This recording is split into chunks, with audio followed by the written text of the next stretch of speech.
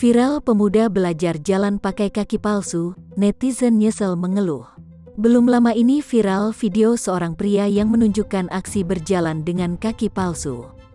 Video itu diunggah lewat akun TikTok @rikikurniawan221, Senin, tanggal 4 Oktober tahun 2021. Kedua pria berkaos hitam dan celana pendek itu terlihat belajar menggunakan kaki palsu di sebelah kakinya.